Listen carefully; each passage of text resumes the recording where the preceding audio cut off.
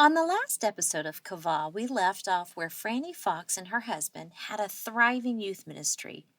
It was a sweet time in their life, and they were full of joy. Welcome back to Qavah the Podcast. Good morning, afternoon, or evening, wherever you are in the world. I'm Kelly Archibald, and I'd like to welcome you to Qavah the Podcast, your source of inspiration, empowerment, and profound insights into the art of Qavah. Now you might be wondering, what is Qavah? It hails from Hebrew, and it embodies the concept of waiting with eager anticipation and hopeful expectancy. In a world that constantly seems to rush us, Qavah the Podcast invites you to pause, to embrace the beauty of anticipation, and to explore the profound wisdom found in waiting.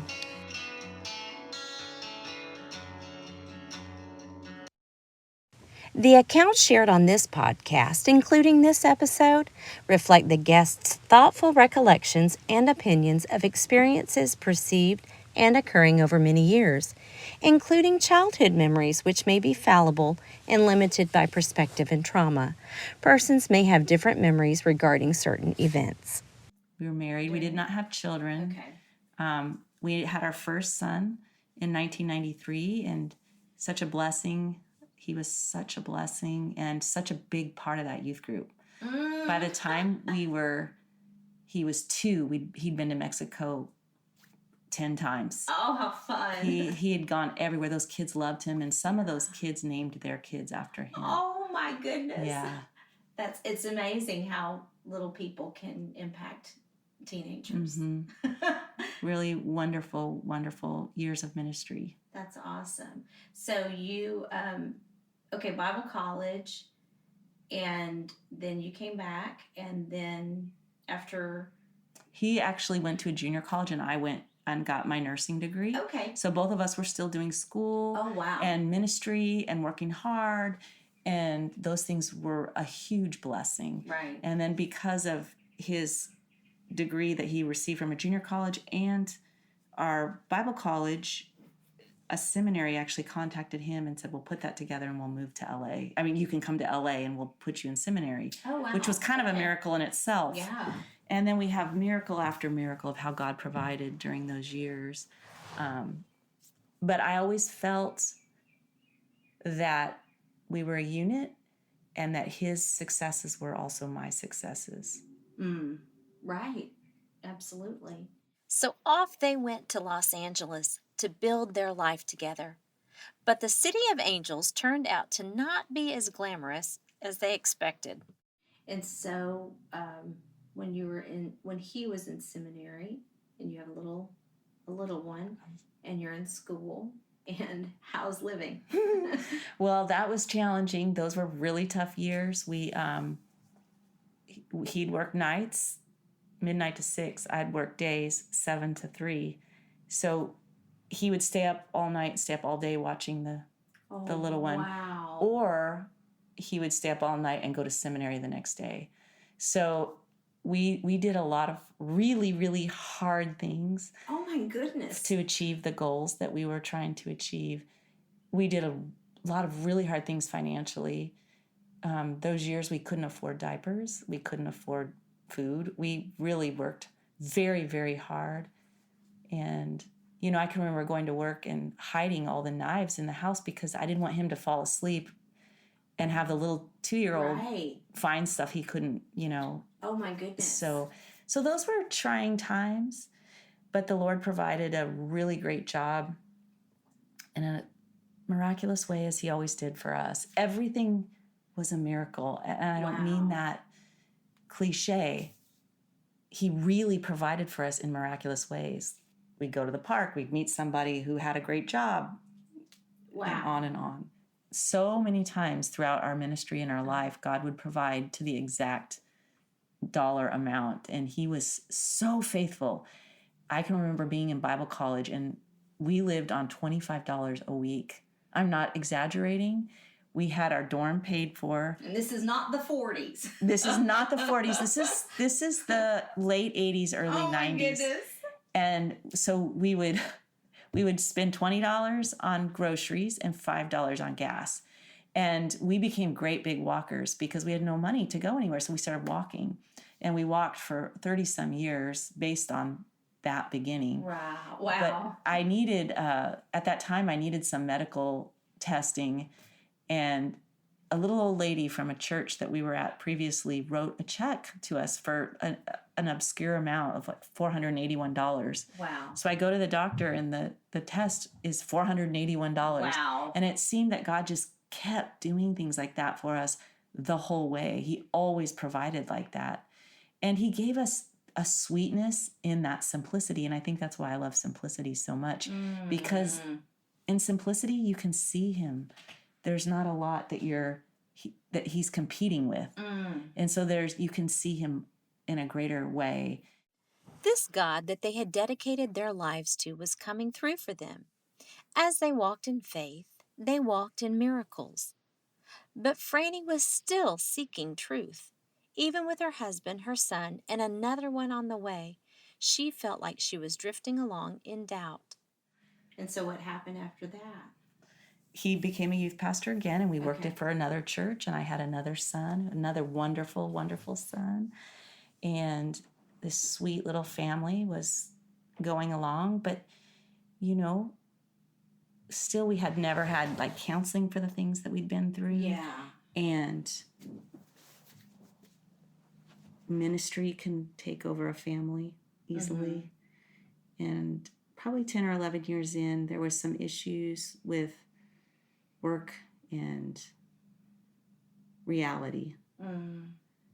Because as much as we want to serve the Lord, we have to be real with our own limitations. Right.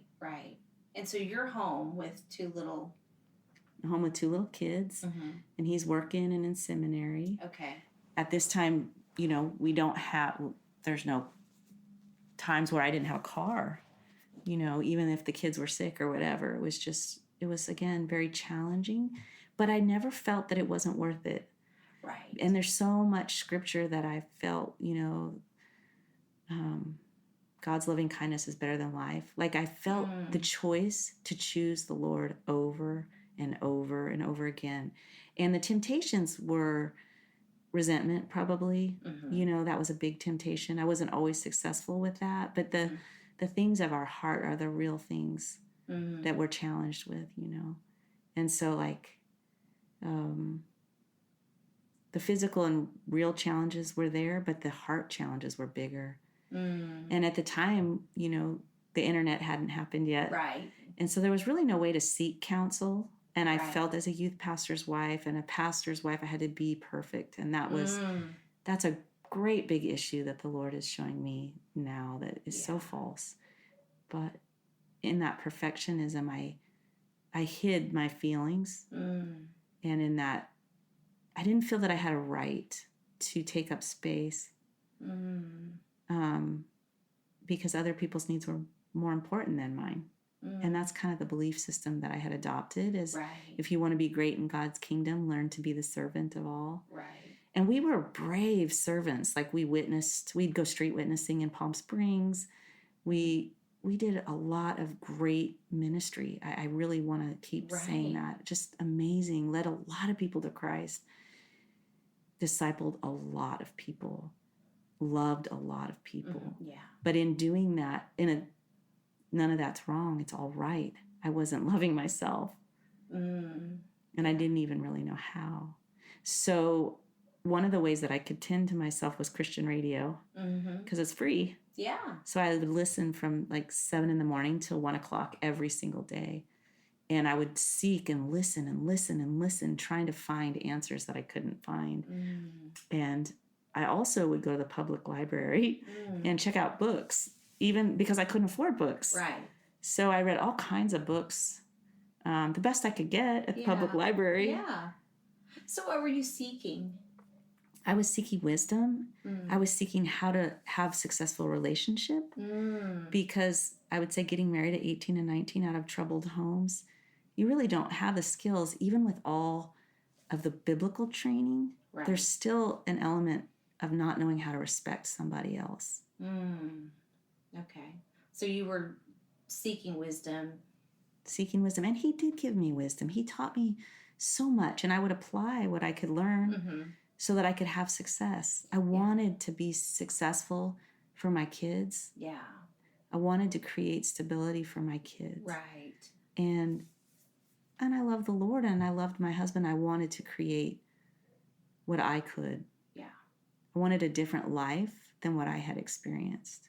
Franny's oldest son, Isaac, who had traveled to Mexico with them 10 times before the age of 2, remembers how his mother cared for their family by providing healthy meals. She did the best she could on their shoestring budget. I think anybody who knows my mom and anybody who's listening to this podcast who knows Franny really well knows that she always wants to take care of people the best way she can. Like, if there's something that she could do for them, even if they're not asking, she's going to do that for them.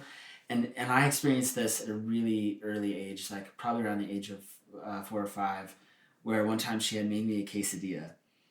And it wasn't any ordinary quesadilla. Oh, okay. It was a quesadilla that most of them are flat. This one had a huge lump in it. Okay. And we're trying to figure out what it was. And at the time, to preface this for all the listeners, my mom is a health food freak, and she has been for years. Her breakfast is an avocado and almond butter and chocolate milk all at the same time. And so we cut into the quesadilla, and as soon as we get about halfway through it, Kelly, I'm not even messing around right now. We get halfway through, and it folds in on itself, and we pick it up, and it's like the sands of time pouring out, but it's flaxseed. Oh. Flaxseed and flaxseed and flaxseed. Keep in mind, we didn't know that was on the menu. Franny loved her family with everything she had. Sometimes all she had was flaxseed. She poured everything into her family and her husband's ministry. But during those years, she struggled to stay anchored in truth. She kept hearing whispers that she wasn't enough for her family, that she wasn't good enough to be a pastor's wife. These lies only grew stronger when Franny's husband encountered Francis Chan, a well-known pastor of a church in Simi Valley, California. The two hit it off, and Franny was thrust into the spotlight. For the next few years, Francis Chan and Franny's husband worked side by side. Well, he spoke at a camp, and Francis Chan was there, and he became very good friends with him. And we ended up going to Cornerstone Simi and working in that capacity, where he became an executive pastor and a speaking pastor, and ministry it grew even from there. And still, I'm not thinking about myself at all. I'm thinking about him and ministry and my kids, and I'm still not recognizing my own needs, and I'm denying them. And it's very easy to lose your way, even in Christian circles. Yeah. But it doesn't make it not real. As Franny stepped into the complicated beauty of public Christian life, God began a new chapter in his story with her. Because her husband's new boss was a well-known author and speaker, and Franny was still healing from abuse and loss, she had to trust the real God in order to overcome her insecurities. And in that denial, you become kind of controlling, because something has to matter. So even in that denial, you find something you can control. So for me, I was very controlling about my food and exercise and cleaning and things that I could control and perform well in, which is a common struggle for women. But it doesn't lead to freedom. And I could hear the Lord calling me a lot. And while we were still in that ministry, I remember spending time with the Lord, reading the New Living Translation for the first time, loving it. And the Lord just enveloped me, and I could feel his presence all around me on a deeper level, almost like another dimension. Yeah. And I thought, Lord, why would you bless me so much with your presence? Why would you do that for me? I do want to say being home with little kids alone we didn't have family around us or finances. So it was pretty lonely, but it was great training ground in spending time alone with God. And I don't regret those years being with my kids, being in the Word. I don't regret it because it created a deeper level of truth in me that is worth everything. Yeah. God showed Franny that he was real, and his truth was more powerful than the lies she was living under. She bravely trusted him as he led her family away from their home state of California. Shortly after that, my husband and I moved to Texas and started a church here. So you moved to Texas, which is hot. Sorry. I got to meet you here. Yeah. We moved to Texas. It was very hot. But there's great things here, fireflies and really green oaks. There's a lot of beauty in Texas that California doesn't have. Yeah. But California has some beauty too. Right. And we started a little church, and that, again, another miracle story. 30 families came with us to start that church. Oh, wow. And that little group of people raised $100,000 to start that church. And, we were taking big risks, not knowing if we'd have a salary, nothing. And God never missed a beat for us. Wow. We lived on $36,000 for the whole time we're raising our kids, which is, again, challenging. But we were used to that challenge. Yeah. And we were good at that challenge. Yeah. And God gave us a wonderful home. And it was a great place to raise our kids. And the little church grew and grew and grew and became a really wonderful church, a giving church, a church that supported missionaries and had great goals of giving away 50%. And it was a unselfish church, and it met a lot of people's needs. And I don't regret that at all. Yeah. So, started church, and you went to work. When we got here, I was a nurse, and that was a provision I feel from the Lord. Franny's son Isaac came to appreciate her flaxseed quesadillas as he grew older. He saw his mother's determination to provide for her family no matter what. This revealed itself yet again when she was getting her nursing license. Right? We were at Eastfield College, and for the listeners, Eastfield is like, it's in a town called Mesquite, right? Yes. Yeah. Which looks like the end of the world. And it looks like end times. And essentially the college does. Mesquite's fine if you live there. It's nice. But when we were there in the school was in the middle of a lockdown where somebody had brought a firearm on the campus. And we all had to figure out where we were going. And I was listening to my iPod at the time, and I didn't hear the alarm going off. So I was walking around, and Mom found me, got me to whatever classroom. We were all taking classes at the same time. It was really good. But the amazing thing about that is there was 3 of us going to the college at the same time. None of us went back, and Franny continued to go back, and then also got her nursing license from the same school where there was a lockdown just 24 hours ago, where some people I don't think would have done that. And it wasn't that she made some weird decision. She really just didn't give it that much attention. She just went and got her job done. Always, every good thing is from the Lord. I do believe that. But I worked at a local hospital here the whole time that we were here. So I worked at that hospital for 14 years. God allowed me to meet a lot of people and to grow up a lot in my own world, in my own capacity.